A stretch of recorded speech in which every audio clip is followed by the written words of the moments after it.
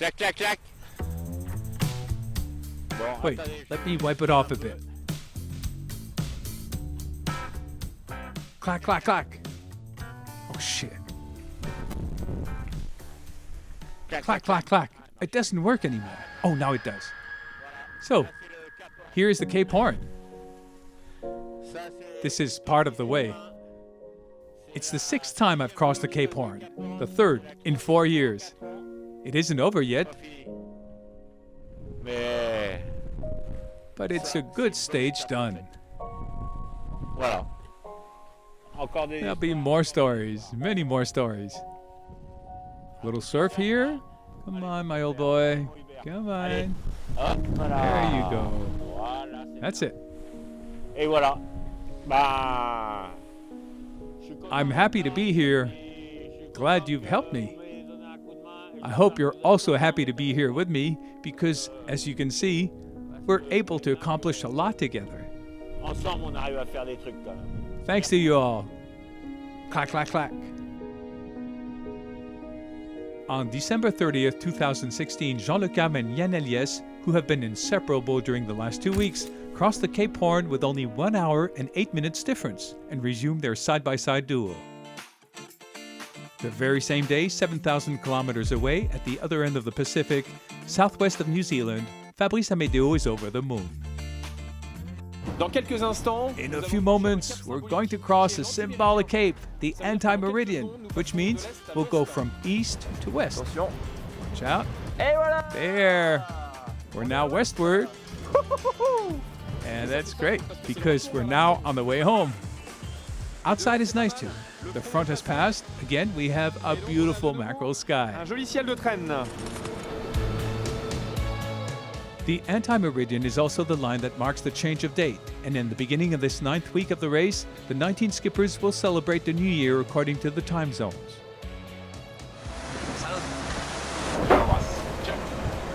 The first, closest to the anti-meridian, is the Irish Enda O'Coinin. The last will be the American Rich Wilson.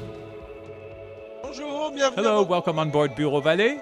It is now December 31st, 2016. In a few hours, the new year.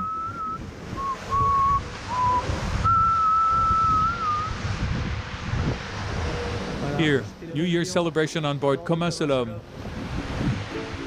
To each their own New Year, but because of different weather patterns, the Vendée Globe isn't quite the same for all of the skippers. Ça y est, le soleil est revenu. There it is, sunshine is back on Saint-Michel-Virbac. For the New Year's, I got the champagne ready. Le champagne. And yes, it's just waiting for you. So we can enjoy together. So here is what it's at since last night. No wind whatsoever. Voilà. Here's the weathercock. The speed. I can't believe it. C'est pas vrai, quoi. I'm stuck. I can't find the way out. Darn it.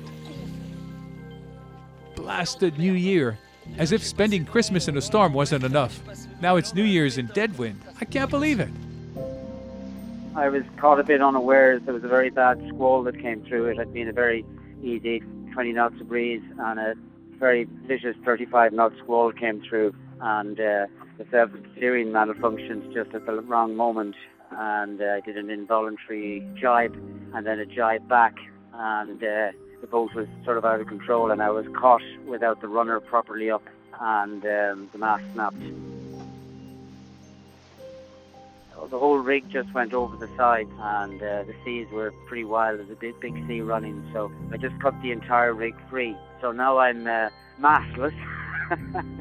The deck was holed, and it's not a happy situation, but you know, you roll the dice, and that's the risk you take. So I have to accept responsibility. What happened. This is the New Year's first sad news. The charismatic Irish skipper Enda O'Coinin's dismast. A damage that forces him to abandon here in the south of New Zealand. In contrast, a nice New Year's beginning for Armel Lecléache. Able to contain Alex Thompson's catching up, he reached first the trade winds off the coast of Brazil. Ça penche. It's leaning. It's not very comfortable. It's a bit wet too. Hitting hard. But it's the price to pay to get the trade winds up north. So to speed up in the next 3-4 days. In any case, I'm happy having caught on some wind and speed after the complicated days I went through lately. So Happy New Year to all. Bye now. Alors bonne année à tous. Ciao ciao. For over a month, the two leaders indulged in a passionate mano-a-mano. From 800 miles, the Welsh has succeeded in coming back as close as 28 miles to the Bretons boat's transit. It's all good. The last days since Cape Horn have been brilliant. To be able to catch up all the miles and to almost get even with Bank Populaire has been amazing. And he will now extend away from me a little bit, but still, he won't be 800 miles away, and we'll have to see how it pans out when we get to the doldrums. Oh là là là là. C'est incroyable. What suspense? What suspense? We'll sort things out after the doldrums. It's pretty much the next delicate obstacle.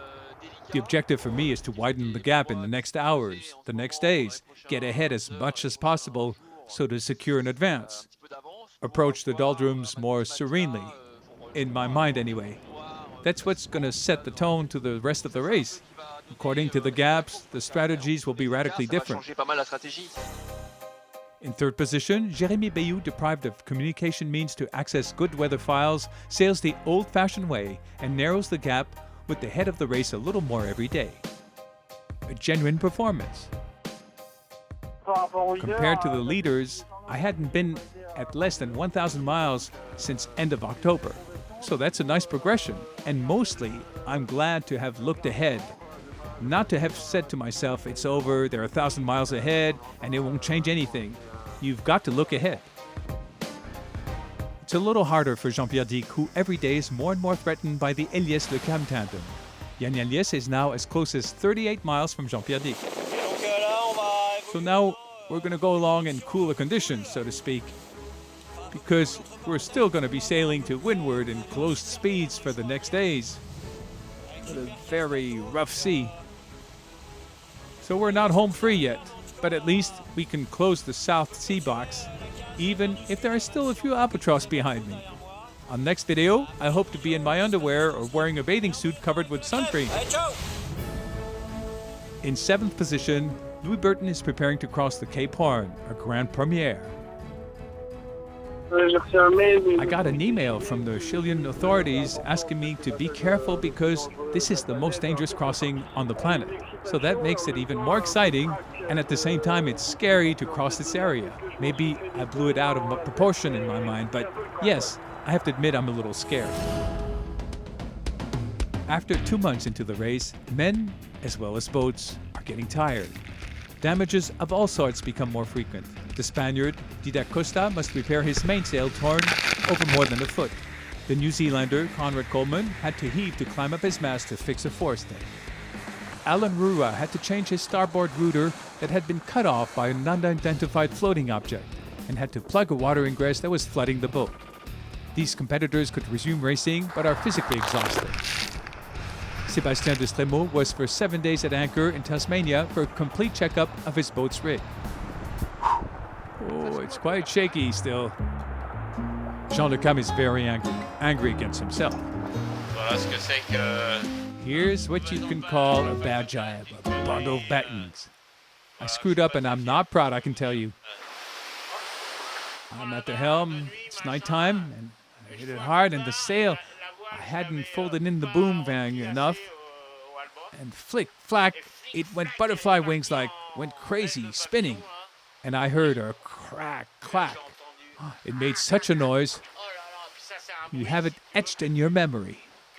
And there you tell yourself, you idiot, you Jean, you're just a fool. Yes, we can, yeah, right, you got it.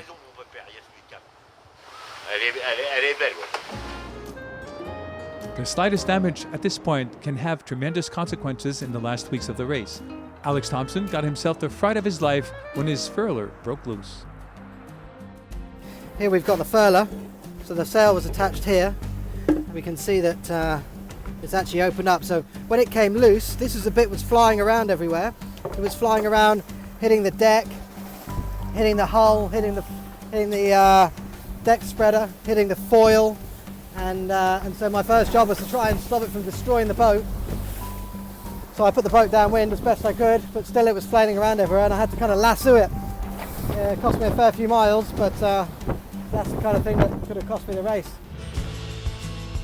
On January 4th at the crack of dawn, for the first time of his skipper's life, Louis Burton crosses the mythical tip of South America. On vient de passer le Cap Horn He just avec crossed the Bureau Cape Vallée Horn with Bureau Vallée after a real nightmare. C'était, These have been the worst moments of my Vendée Globe. Vendée Globe. But on the other hand, I can tell you, I'm very, very happy to have the chance and the honor of crossing the Cape Horn. D'avoir I haven't slept much lately, d'avoir passé so le Cap I'll Horn go easy on the champagne. depuis un moment, donc, And now we're heading in the direction of the Le Maire Strait. et maintenant, cap tout droit, That's direction Le Maire. Voilà. If the arrival line is now on the horizon for Armel, Alex, and Jérémy, of making a remarkable comeback are quite slim, but certainly to be this close is much better than being 800 miles away. for the other competitors, many miles are yet to be sailed. On the 60th loneliest day of the race, 16,000 kilometers separate the first Armel Leclerc from the last Sébastien Destremaux, a month and a half worth of navigation. The Hungarian Nandor Fa will be the next skipper to cross the Cape Horn. 10 opponents are still in the Great South, fighting relentlessly strings of depressions. I hope you had a good time with the celebrations here on board Comme un seul homme. All is fine. It's warm, sunshine, it's incredible. We're following a depression and enjoying the glide. It's been ages since we've done gliding. Such a beautiful sea. Like that. Hey, take a look. It's nice, huh? We're thrilled. In this poorly paved part of the world, Fabrice Amédéo sent a message to his friend Jérémy Bayou, who's 9,000 kilometers ahead off the coast of Brazil. Bonjour. Hello, this is a personal message addressed to Jérémy Bayou, Maître Coq, actually in third place of the Vendée Globe, who just sent me an email which ends saying, "It's warm here. Hail to the flying fish and the showers. Good luck with the ice cubes. Jérémy, you're a real louse."